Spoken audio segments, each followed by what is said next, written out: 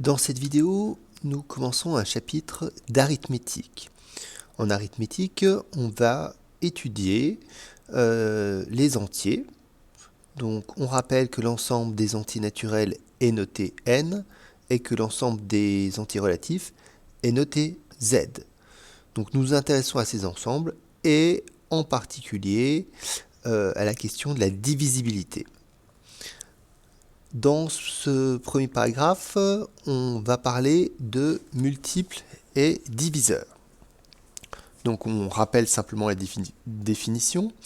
Si on considère M et D deux entiers relatifs, s'il existe un entier relatif Q tel que M est égal à Q fois D, on dit de manière équivalente que D est un diviseur de M ou que M est un multiple de D. Ou encore, il y a des variantes, on peut dire que M est divisible par D. Donc D c'est un diviseur et Q ce sera bien sûr le quotient. Propriété concernant cette question des multiples.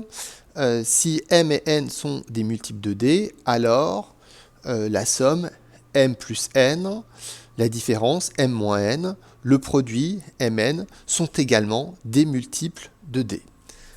Nous allons faire la démonstration pour la somme. Alors, pour la somme, M est un multiple de D. Donc, il existe un entier Q pour quotient appartenant à Z tel que M est égal à Q fois D. De la même manière, si N est un multiple de D, il existe un entier Q' tel que N est égal à Q' fois D. Ce qui veut dire qu'on peut écrire M plus N est égal à Q fois D plus Q' fois D. Et nous, ce qu'on veut prouver, c'est que M plus N est un multiple de D. Ça veut dire qu'on veut écrire que M plus N est égal à D fois un entier. Alors on remarque que D est écrit deux fois. Ici, on a l'idée que D est un facteur commun. On écrit D, on ouvre une parenthèse et on essaie de factoriser. Alors ici, D fois Q, donc je vais pouvoir écrire Q plus Q'. Donc on a bien M plus N qui est égal à D fois un nombre. On a juste à vérifier que le nombre écrit dans la parenthèse est bien un entier, et ça prouvera bien ce qu'on veut, c'est-à-dire que M plus N est bien un multiple de D. Et effectivement, Q étant un entier et Q' aussi, la somme est un entier. Avec Q plus Q' appartient à Z. Donc, on a bien prouvé que ce qu'on voulait, c'est-à-dire que M plus N est un multiple de D. Vous aurez les autres propriétés, M moins N, M fois N, à démontrer en exercice. On aborde la question des nombres premiers, qui est aussi liée à la notion de multiple et de diviseur. Donc, on nous dit un nombre premier est un entier naturel qui admet exactement deux diviseurs positifs distincts, 1 et lui-même. Alors, si on prend la liste des nombres premiers, 0, si on prend la liste des entiers naturels, 0, le premier entier naturel, ne répond pas à cette définition, puisque 0 est divisible par 1, 2, 3, 4, 5, 6. 0 est divisible par tous les nombres, donc il n'a pas exactement de diviseur. Le nombre 1 ne répond pas non plus à cette définition, car le nombre 1 a un seul diviseur qui est 1. Donc il en a un seul, et les nombres premiers ont exactement 2 diviseurs.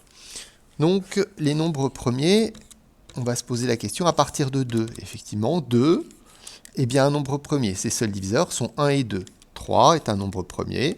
Ses seuls diviseurs sont 1 et 3. 4 ne sera pas un nombre premier. 4 est divisible par 1, par lui-même, par 4, mais il est aussi divisible par 2. Donc ça ne correspond pas à la définition. Donc 5 répond à la définition. 7, 11, 13, 17, 19, pour tous les nombres premiers qui sont inférieurs à 20.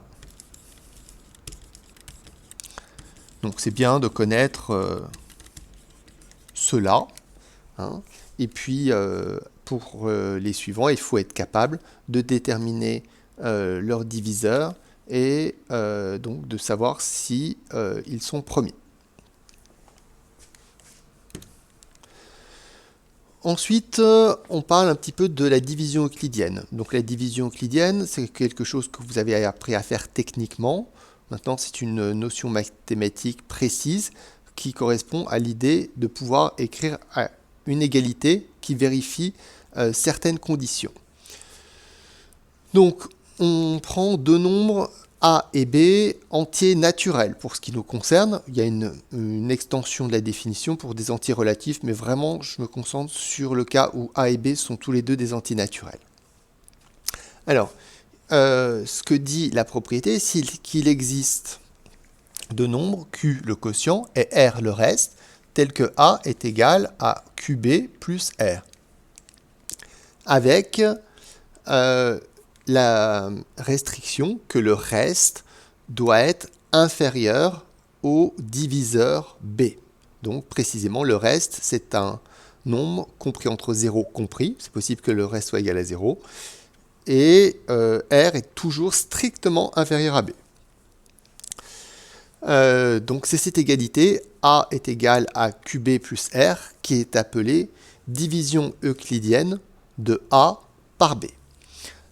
Alors, si on prend un exemple, je vais faire la division euclidienne de 19 par 7.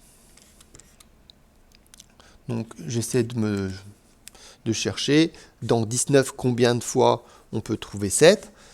Donc dans 19, on peut trouver 2. On peut trouver 2 fois 7. 2 fois 7, 14. Plus 5. Ça, c'est la division euclidienne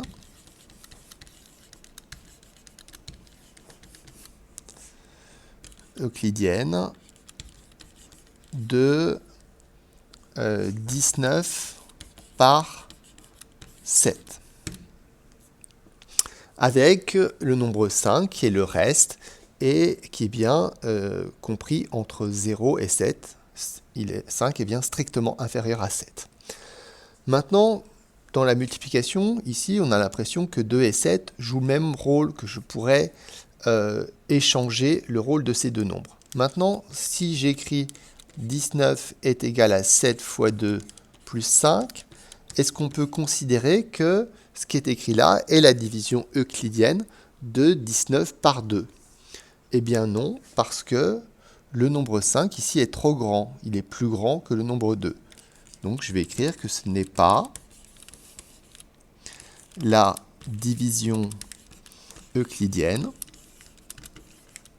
de 19 par 2, car le nombre 5 est supérieur, alors je vais préciser, supérieur ou égal à 2, même si c'est strictement supérieur en réalité. Maintenant, essayons d'écrire la division euclidienne de 19 par 2. Donc, dans 19, combien de fois 2? On va trouver 9 fois. Et puis, 9 fois 2, on trouve 18. Et je trouve 1. Ça, c'est bien la division euclidienne de 19 par 2. Je fais un dernier exemple et je reprends ce qui est écrit là. Est-ce que ce qui est écrit là peut être considéré comme la division euclidienne de 19 par 9? Alors 19, est-ce que, donc 19 c'est bien 2 fois 9 plus 1, est-ce que ce qui est écrit là est bien une division euclidienne de 19 par 9?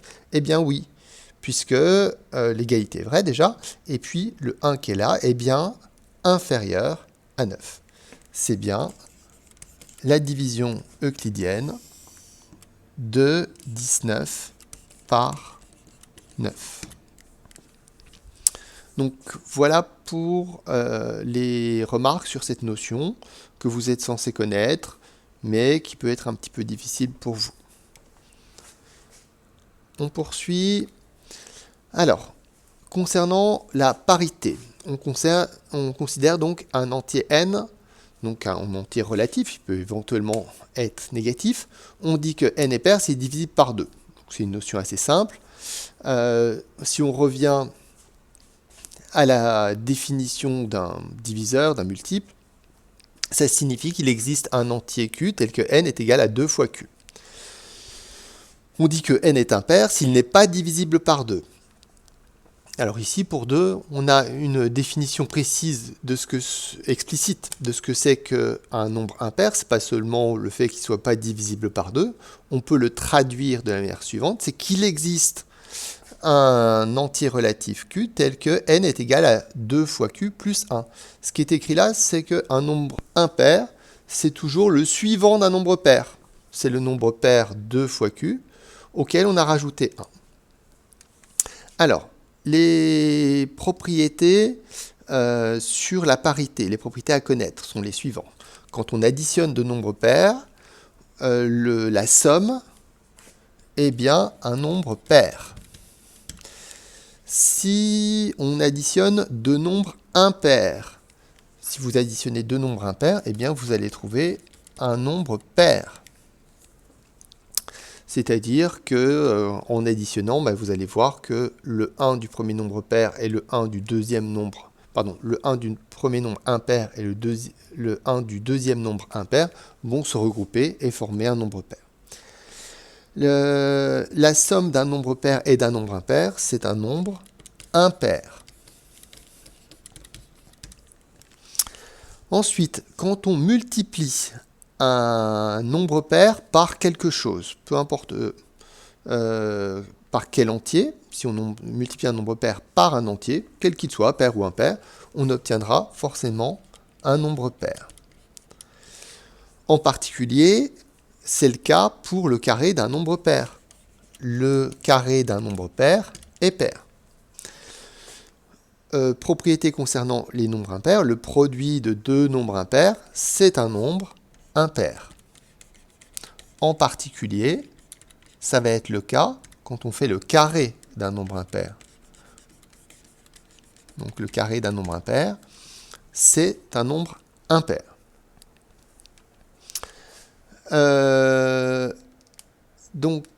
Ces propriétés seront à démontrer en exercice en utilisant la même méthode qui a été utilisée dans le paragraphe qui précède sur la notion de multiple et de diviseur. On s'arrête là pour ce cours sur l'arithmétique.